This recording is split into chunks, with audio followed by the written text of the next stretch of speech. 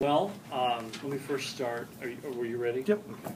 Let me first start by saying that this has been a robust public participation process, and we follow the process as spelled out by the law. But I think that it's important to note that we have been thorough and thoughtful, and that this has been a process that has really taken the public's thoughts and comments into account. And I don't have much of a public or opening statement here other than to say that this has been something we stressed, that we would be transparent with our decision making and to be able to show people into the process. And I don't think that at any point in any of our memories that we can recall where we've been this open with a rulemaking process.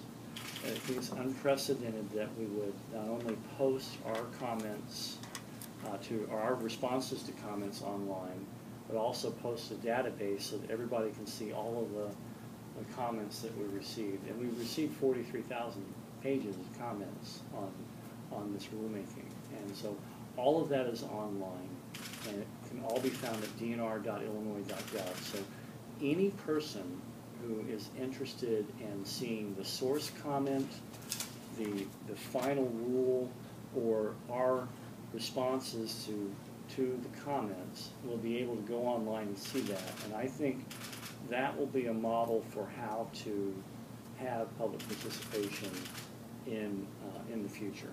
And I think we should be proud of that. But anyone who's interested in any one specific part of the rulemaking will be able to go online and review our response and see that we've taken that into account. So that's all I wanted to start off with. But if there's any questions, I'm happy to answer. The biggest concern that I had heard from the environmental community in recent weeks was that the law was drafted so that fracking was defined as using 300,000 gallons of fluid, and anything under that would not fall under the auspices of this law, but revert back to the 1941 or 47. I mean, I've looked at some of this stuff, but frankly, the legalese had my mind spiraling. So what was done to address that? Well, the law spells out specifically an 80,000 gallon threshold for a stage, or a total cumulative threshold of 300,000 gallons. So 80,000 gallons per stage or 300,000 gallons would put you into this high volume hydraulic fracturing threshold. Now, one of the clarifications that we made with the rulemaking from draft 1 to the second draft is that we clarified what technologies can be accounted for here with nitrogen, gas, or foam, or any other emerging technology that the industry is using. We'll be able to account for that by requiring that be unpressurized and as part of the volume metric, unpressurized and at a certain temperature, so that will have the equivalent of a gallon of water. And so we feel that the second draft is more thorough in that regard, thanks to public comments, and we've incorporated that in. But if you fall below that threshold and you do not go over 80,000 gallons or 300,000 gallons, yes, the existing law applies, the Oil and Gas Act, so that you will be operating under that older system. Well, the vast majority of wells being drilled in, will they reach that 80,000 gallon threshold? Well, I think that the technology that's seeking here, the horizontal drilling into a shale formation to unlock the oil that's in that shale, I think that in order to do that, you're going to be meeting the threshold just by the sheer volume of the well bore, the length of the well bore, and the technique, I think that as it was negotiated, probably was a fair threshold. Even for wells that are drilling for oil rather than gas. Yeah, and what the play most likely in Illinois is going to be for oil.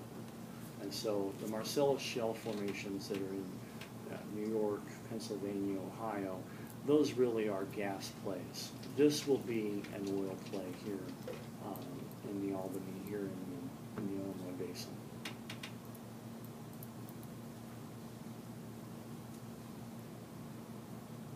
What's the bottom line on this? The rules that you've come forward with, they sufficiently safeguard the public?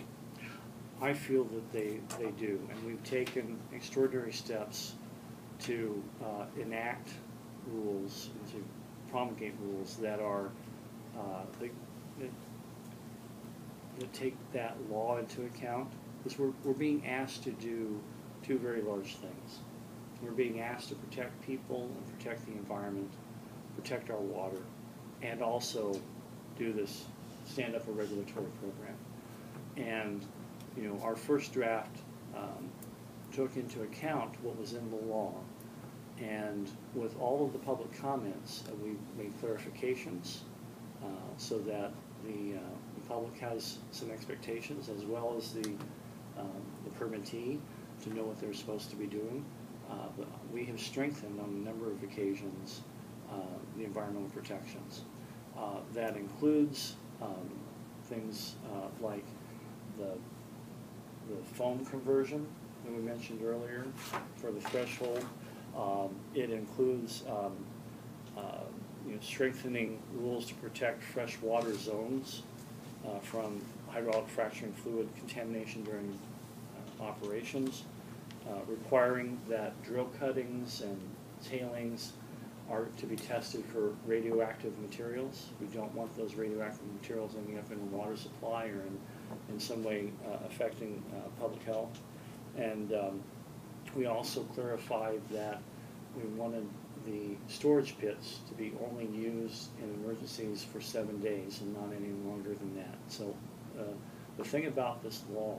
And those are the open storage pits you're referring to? Right. So that was one of the issues of contention, that the open storage pits were allowed to be used for longer than 7 days in our rules. And we went back to that and made changes so that if you have more water coming out that can be stored in tanks, which is a requirement of the law, that you can use those emergency overflow pits, but only for 7 days from point of contact. What constitutes an emergency? Is there a criteria that has to be met in order to do that? Well, first of all, the planning for the tanks, you should have a freeboard calculation in there that allows for, you know, say 150 or 140% storage from what you're putting down in to come back out. And let's just say there's some unknown occurrence that happens. You can put the overflow water outside of, you know, beyond the tanks into a pit to then capture and to haul off and treat as you would if it were in a tank.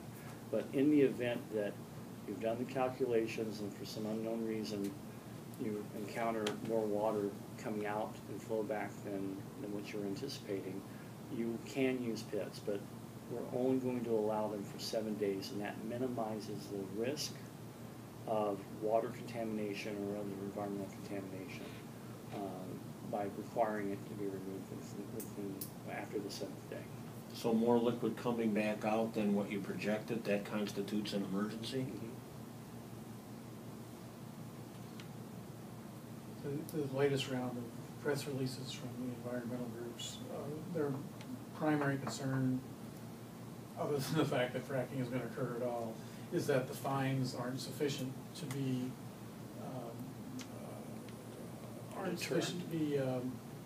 to keep people from doing things.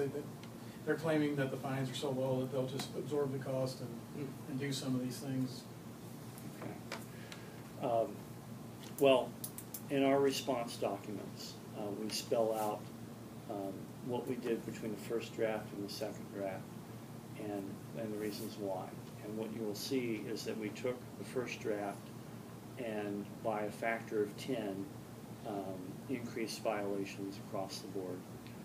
And that is more in line with what other states are doing for violations now than previously. And our initial draft was based on the Oil and Gas Act that's existing. And so it's very clear from our comments that we received that that wasn't strong enough. And so we did make that adjustment. And actually, that's the first I've heard. I just got, Yeah. It was from Annette McMichael from SAFE, but she had forwarded on from another agent, another one of those groups, and I don't remember offhand which it was. But anyone who's interested in seeing what our response to that question is can go online and see it. But the truth is that we increased all the violations tenfold. And then also, after a review from other states, showed us that we were about in line from what other states are doing. And do you feel like the rules you've established don't swing the pendulum so far in the other direction, where it becomes a non-viable field for the industry? Is that a concern as well? Well, I think we've had the benefit of having other states in front of us. Pennsylvania, Ohio, they've all stood up their regulatory programs much sooner than we have. And we have the benefit of being able to review what they do and where they're going, as well as being able to interview them and talk to their administrators.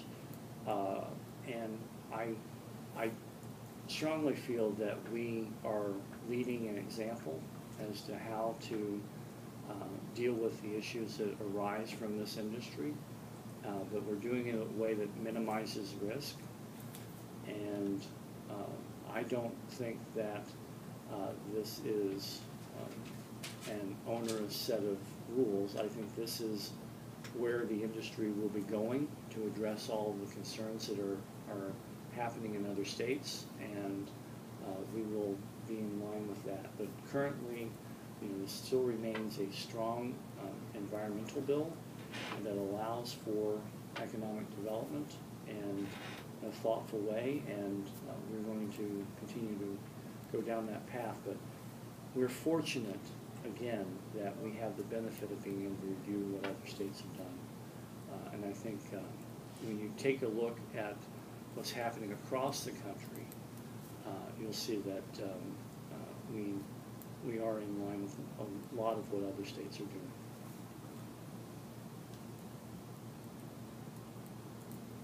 I was doing some reading last night, and places in Texas, of all places, are passing local referendums banning Denton, Texas, for crying out loud, where the industry was born, is going to have a referendum on the ballot of whether or not this process should be allowed.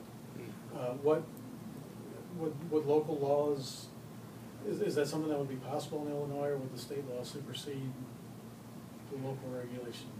Well, first of all, what we try to do and what we've done with the rules is to follow the law. And so, that's first and foremost what we need to do. And in terms of what a local body may decide to do, we're going to, as it might arise, examine that but follow the law. So I'm not sure that I'm in a good place to comment on what hypotheticals might take place in the future with the local entity, but we do have to follow the law from our end, and we're going to stand up this regulatory program and proceed. So if there are indications that there's something that comes down, say from the federal government or from the state or from a local entity, and it applies and is legal, then we'll follow the law. Can you talk a little bit about what the rules provide for in oversight and enforcement? I mean, what kind of structures set up? Sure. Well, this is a very technical set of rules. So I'll run through some of these things for you, and forgive me for reading some of these. But on public participation, which is an important key for oversight, we each have a role to play. The public has a role to play, the agency has a role to play, and the industry has a role to play. On participation, we have strengthened public disclosure on water volumes and fracking chemicals that are used.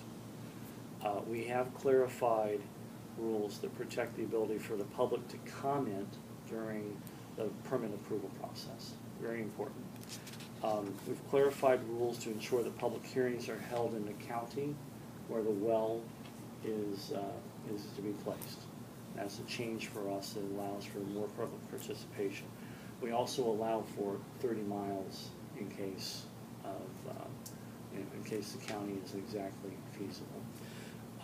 We've also strengthened rules regarding permit modifications to ensure greater public notification and common opportunities. So all of that's spelled out in the sections. In terms of transparency, we have improved public notification if water pollution problems occur. So there's more notification if there are any problems that happen. We've strengthened rules governing chemical disclosure and use of trade secrets, so that something else has occurred as an oversight as a result of this process. We've strengthened and clarified rules regarding trade secret disclosure to public health officials, so that public health officials can get information sooner, more reliably, so that they can deal with any first responder type situation. We've, on the enforcement side, strengthened well safety plans. We've strengthened department oversight to identify water pollution problems, and also, as I mentioned before, toughened penalties for violations. And we've also clarified reporting requirements for annual flaring reports. So this is just a flavor. I can continue on with a few more. There's 150 pages worth of notes here to go through, but those are some of the highlights.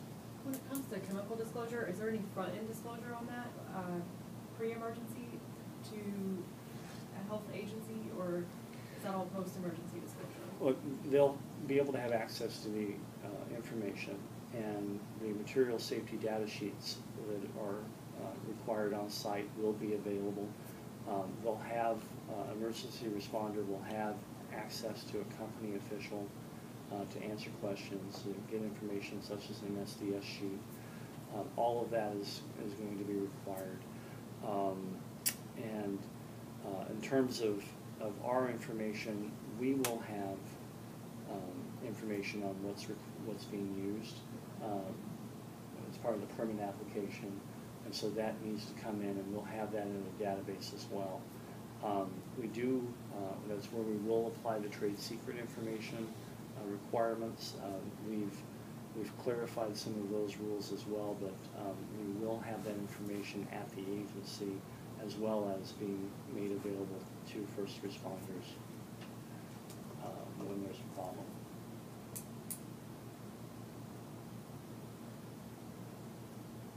You know, we all live down here, and if you live down here, would it be your opinion that under these regulations and rules that this procedure can be done safely without harming the environment or people, or?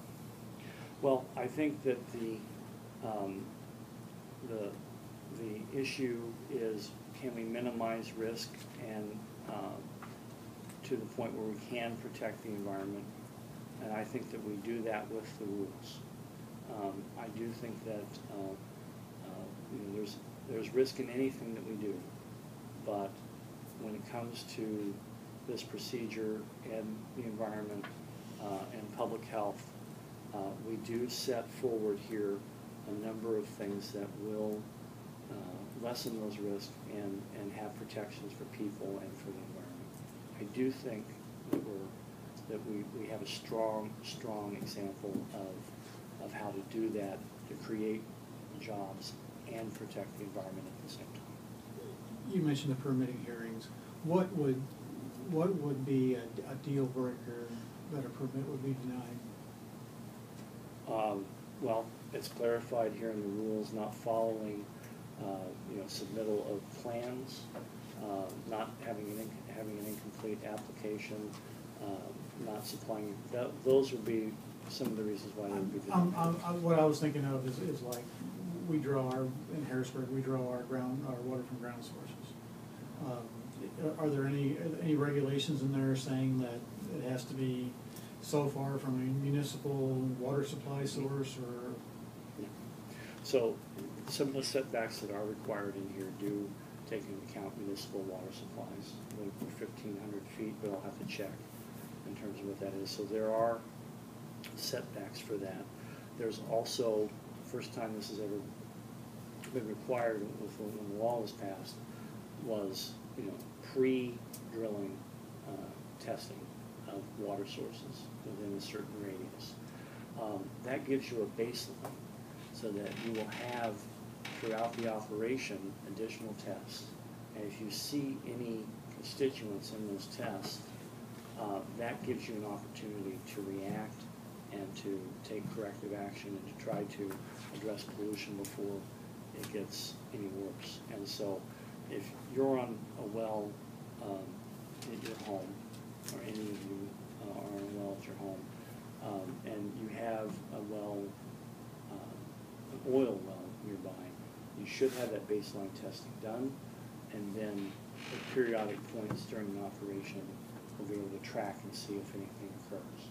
We've also strengthened the casing requirements, the cement wall essentially around the wellbore. We've strengthened those requirements, and that also will be another thing that will hopefully minimize the risk for contamination. So with this new set of rules, and assuming that there are outfits out there kind of ready to go that have been waiting to find out what the rules were going to be, again, assuming some expeditious handling of applications and public notification processes, what's the soonest drilling for the purpose of extraction could occur? Okay. Well, right now, we're in the process of hearing from JCAR. So we've submitted the second draft of JCAR. The timeline will look like this. They have 45 days to act. They can request another 45 days extension before they act. That takes us to 90 days out. We could have applications coming in shortly after rules are promulgated, and then we would have 60 days to act upon those applications. So I won't want to speculate on how long it's going to take before we start seeing applications. There's no way of knowing, but we're talking days here in terms of the timeline, and there is also a possibility that we could have a vote of no record from JCAR. So I mean we have those kinds of possibilities, but I would expect that anywhere between 90 and days and onward that we could start seeing applications coming in. Just as a clarification, the vote of no record would be what? Oh, so JCAR has a number of ways to approach. They can certify that the rules are valid. They can make suggestions and request that we make changes. They can also vote to block the rules. For people who aren't from the area, JCAR is... Oh, I'm sorry. The Joint Committee on Administrative Rulemaking. And so it's a body of the legislature. It's bicameral, both chambers, bipartisan, and the members are state legislators, state senators, and representatives that sit on this panel, and their basic function is to act as a final check or balance to the executive branch to ensure that the rules comply with the law and that they were following the intent of the legislature in terms of its content. And so it's a final check or balance, and so that committee is a final step, will review and then give their up, down, or neutral decision on the rules. And so that's the phase in which we're in now. We've submitted the second draft to them. They'll hear it at their next meeting, which is September 16th, and then decide what to move forward with then their recommendations or not. But the 16th may not be the date that they act on it. It'll be the first meeting for them to discuss it. They again have 45 days, and they meet essentially every month. So they'll have another meeting before they make it. Since it's a legislative entity and the second 45 days gets them to the other side of the election, isn't it a near certainty they're going to ask for another 45 days? I would not speculate on that, but as a very insightful comment, it'll be up to the JCAR members. And if they say no? If they say no? If they thumbs down? Well, we have a couple of options. We can proceed with the rulemaking regardless of their decision, or we could go back to the drawing board and go through this entire process again with the first notice, the public comments, and then the responses in the second draft. So those are the alternatives then. Other question I have, and we've talked a little bit about this, we've covered fracking for a long time, but we sort of haven't covered fracking because it doesn't occur here. We've covered discussion of fracking. Mm-hmm. So based upon, that the going for oil rather than gas and the volumes that your survey, think is available, if we wanted to go somewhere, send the reporter photographer somewhere to cover what we think would be closest to what would be happening here, where would we be sending people? The closest place that I think you should consider is looking at Ohio. They produce oil in Ohio? They do some, I believe, but I think to get a flavor for what a well pad would look like and for the kind of processes that we're talking about, we have actually gone to Ohio ourselves to look at processes and talk to their administrators and the programs. And so I think that would be a good place to look and see something similar. If proximity or cost wasn't an influence, what would be a situation that we'd want to look at that would be most similar to what's going to develop in Illinois? Well, I think you're looking for like Norway or something. Well, I think Gary's getting at is maybe North Dakota, but keep in mind. No, I wasn't looking for any specific place. Oh, okay. Well, North Dakota, from what I understand, at least around the Williston area, draws most of its water from groundwater or surface water sources, not groundwater. So that comparison has me a little spooked.